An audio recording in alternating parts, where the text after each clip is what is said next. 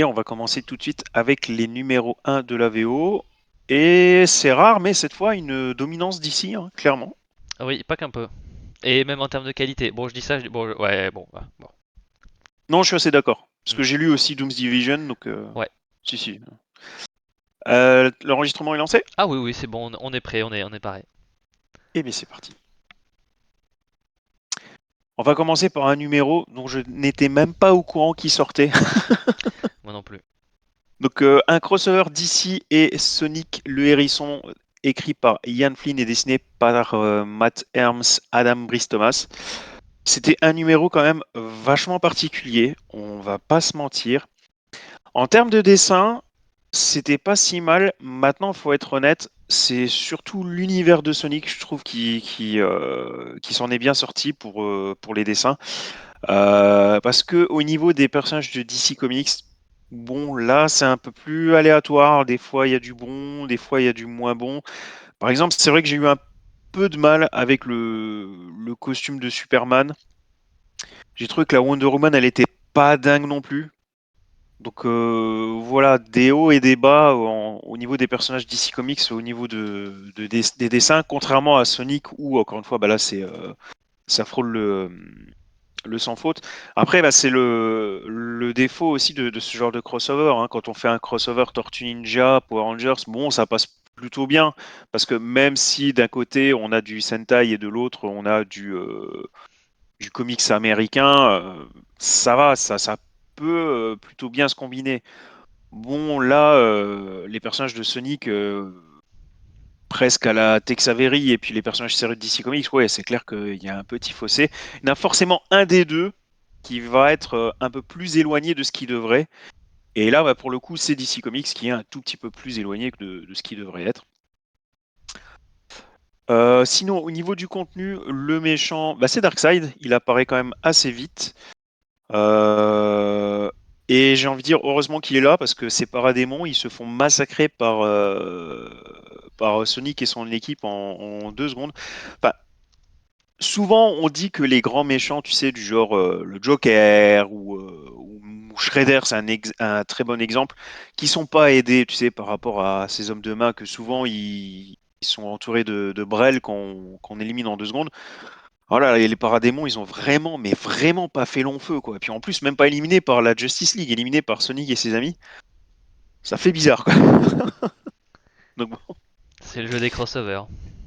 c'est le jeu des crossovers, voilà. Sinon, quelques punchlines assez sympathiques. De manière générale, le numéro est distrayant. Bon, vu le sujet, on s'attendait pas forcément à autre chose qu'à un titre distrayant.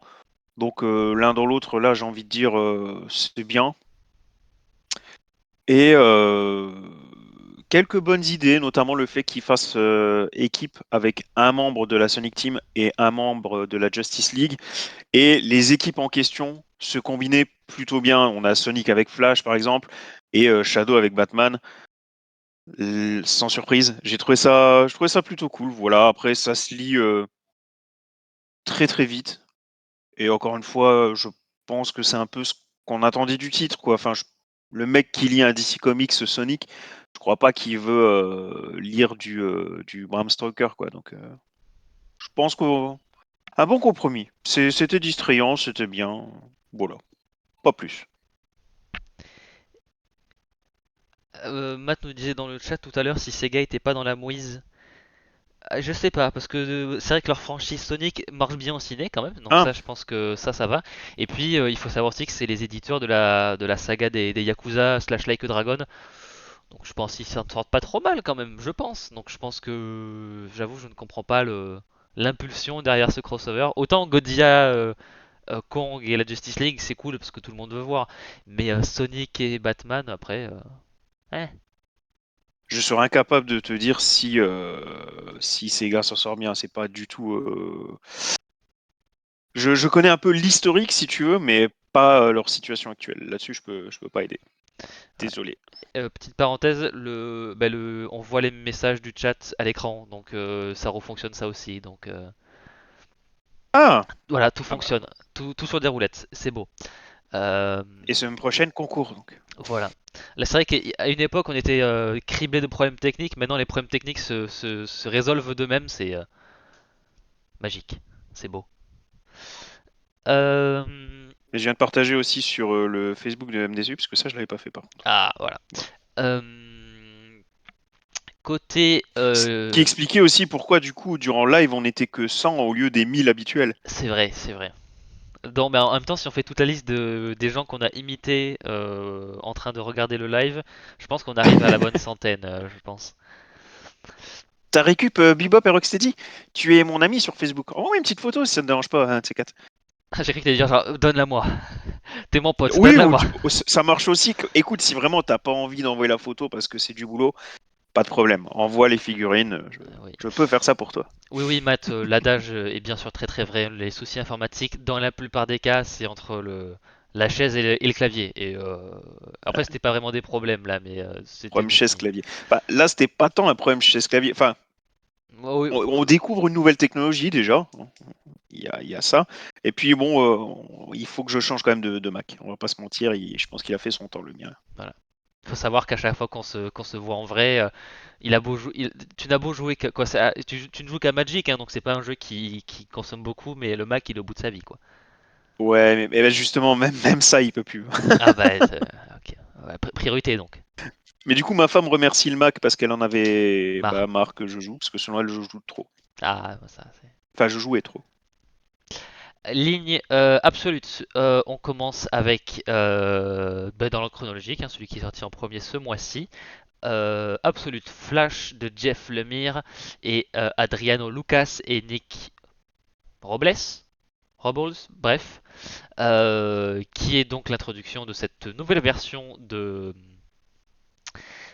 Flash, qui pour le coup, moi me hype un petit peu, voilà, j'aime bien ce que fait Lemire en général.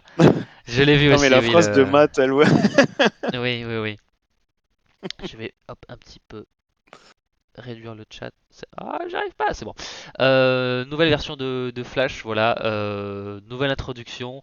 C'est Jeff Lemire, c'est bien, c'est beau. J'aime bien la retranscription de la vitesse dans ce titre-là.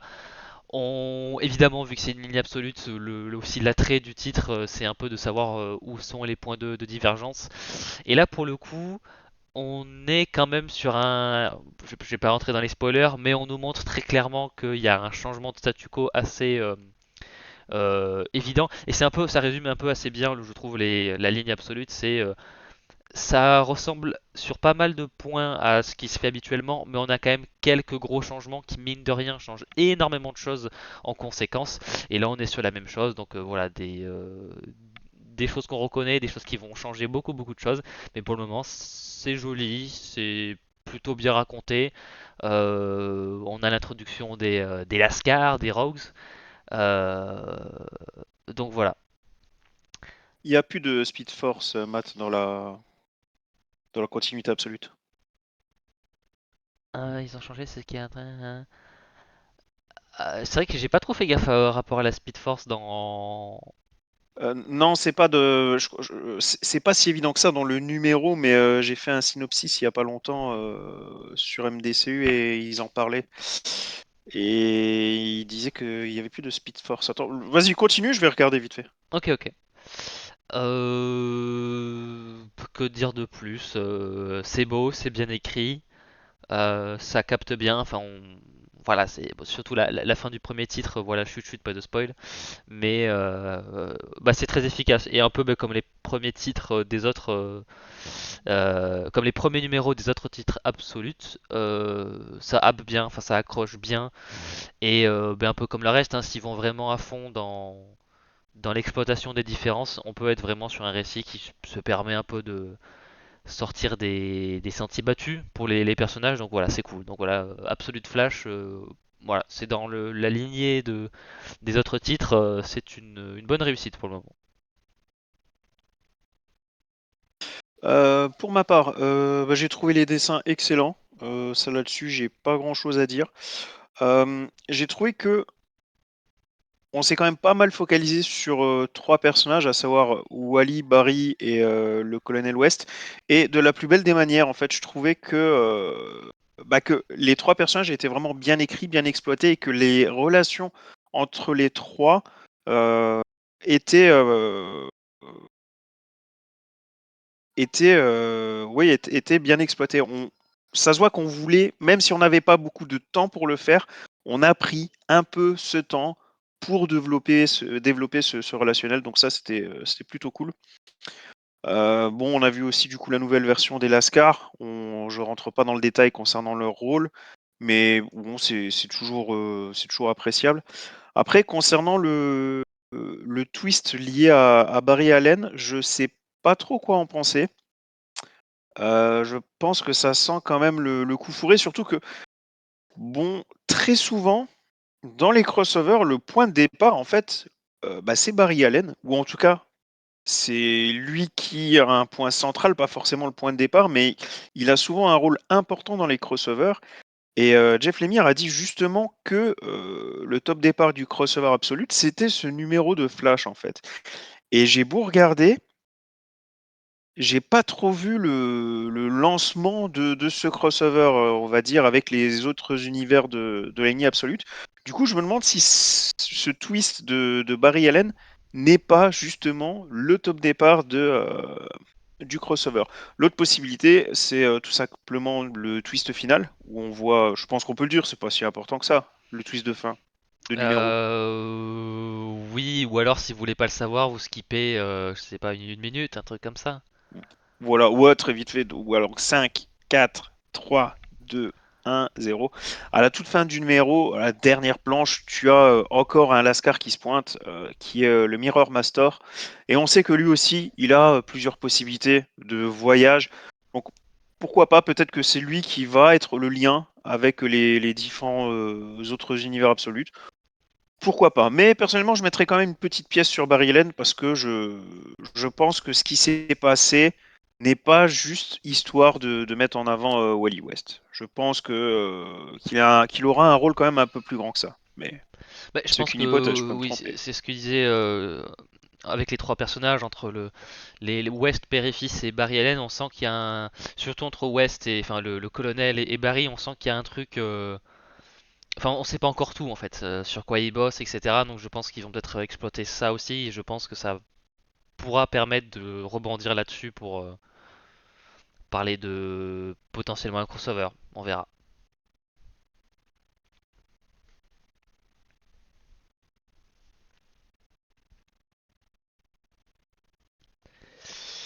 Le prochain titre, cette fois-ci, on passe chez Marvel. Je crois que c'est le seul titre. Oui, c'est le seul titre Marvel cette semaine. On continue avec les titres chapeautés, enfin sous le chapeau de One World Under Doom. Et cette fois-ci, c'est le titre Doom's Division. Voilà, c'était à la base la Tiger Division qui, bah, du coup, avec la reprise de la planète par Doom, ça devient maintenant bah, la division Doom, hein, Doom Division, qui est en gros, je connaissais pas moi la Tiger Division, je suis pas très très Marvel à part pour les classiques et tout ça, donc je connaissais pas. Mais en gros, c'est un peu une sorte d'équipe un peu internationale de super-héros et qui a un focus quand même très asiatique pour le coup, notamment coréen. Voilà, les événements de ce titre-là se passent en Corée et on a un peu voilà cette évolution de cette escouade-là de divers héros pan-asiatiques, voilà, se déroule dans ce titre-là.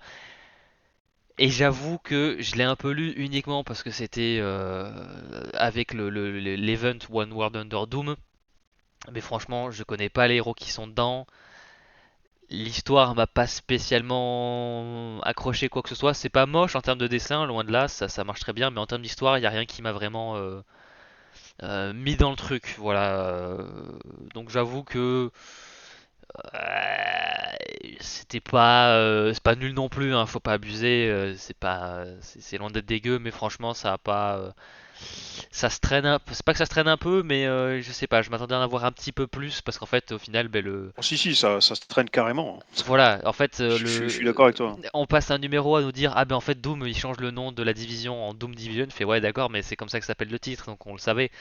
Donc voilà, il aurait fallu peut-être un peu plus accélérer quoi. Là, il a arrêté son départ Mario Kart quoi. Un peu dommage.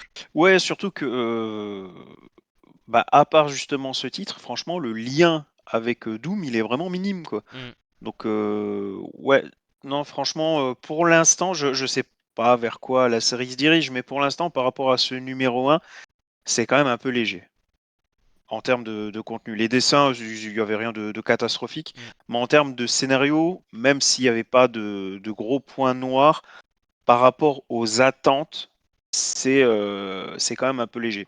Surtout que, malgré les apparences, il marche plutôt bien, hein, ce crossover One World Under Doom. Moi, c'est ce que j'en pensais, mais je vois aussi par-ci par-là qu'on il y en a beaucoup qui disent que c'est quand même un crossover de qualité, et il y en a certains qui ajoutaient que ça faisait longtemps qu'on n'avait plus vu ça chez Marvel. Et du coup, voir un numéro un peu plus faiblard, bah, du coup, tout de suite, tu le remarques, parce que les autres numéros étaient clairement au-dessus. Si Marvel avait fait un crossover un peu plus comme il l'avait fait ces derniers temps, peut-être que ce numéro serait un peu plus passé dans la masse. Mais là, vu que les numéros sont quand même pas mauvais, celui-là, il tient un peu la gueule du coup. Et à voir si les suivants relèvent un peu le niveau. Et non, Matt, pas besoin d'attendre 5 heures devant un écran pour avoir le nom des pélos dans l'équipe. Voilà.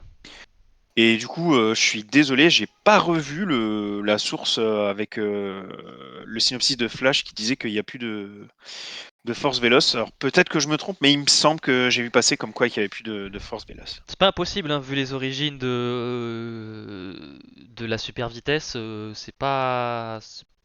Pourquoi pas? Ça peut Ben, se en justifier. fait, je me souviens avoir fait une news où il y avait, et c'était un synopsis, il y avait écrit Speed Force, et je me souviens que je m'étais posé la question, est-ce que je mettais Speed Force ou Force Véloce? Et il me semble que j'avais mis Force Véloce. Donc ce qui sous-entend que j'ai vu passer un synopsis là-dessus, mais je j'arrive plus à remettre la main dessus. Je ne peux pas t'aider malheureusement. On continue dans ligne absolue cette fois-ci avec. Je crois que le titre est sorti hier, il me semble, si je dis pas de bêtises.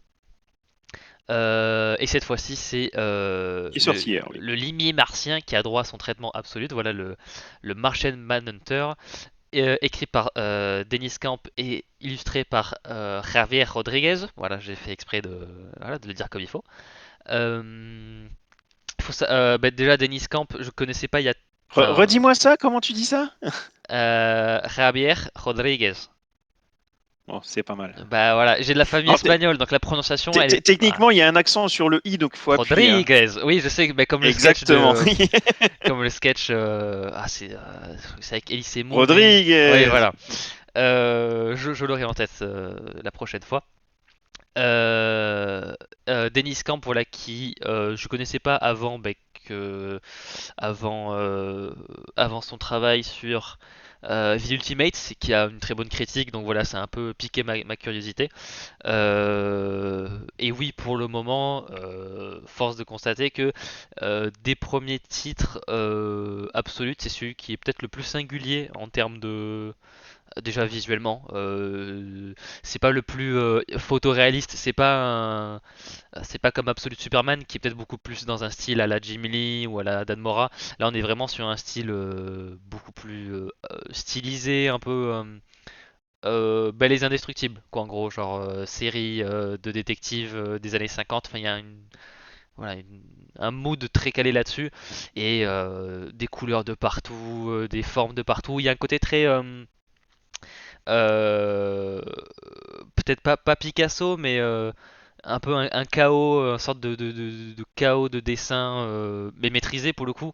Et ça fonctionne méga bien. Et vu qu'on explore, voilà, euh, probablement une sorte de fracturation de l'esprit du Machine Manhunter qui, je pense, a peut-être oublié qu'il était un alien et on voit un peu son passage pour un où il se recouvre cette mémoire-là. Je sais pas. Là, c'est moi qui spécule. C'est pas vraiment un spoiler. C'est moi qui spécule là-dessus. Euh, donc voilà, c'est pour l'instant c'est une histoire assez classique mais bien racontée et surtout magnifiquement illustrée. Voilà, c'est beau et c'est un peu C'est psychédélique. beau, putain. C'est cool, hein. C'est beau, hein. C'est le tampon, c'est beau. Voilà. Ça y est, j'ai enfin trouvé. Donc je confirme, c'était la preview du numéro 1 de Flash qui dit Jeff Lemire et Nick Robles se lancent dans l'univers absolu. Sans le mentor, sans la famille, sans la Speed Force, la seule chose qui reste est l'absolute Scarlet Speedster. Bolide écarlate en bon français. Donc tu ne l'as pas lu le. Non, je l'ai pas lu. J'avais pas réussi à me procurer tous les titres. Il a fallu que je fasse un choix et comme tu l'as sous-entendu de manière très gentille, j'ai trouvé que c'était le moins accessible visuellement. Du coup, j'ai passé Ok. mon tour sur celui-là. Pourtant, je trouve que. Enfin, je peux comprendre qu'il soit moins accessible, mais qu'est-ce que c'est beau. Enfin, moi, ça a beaucoup fonctionné sur moi, je trouve, mais.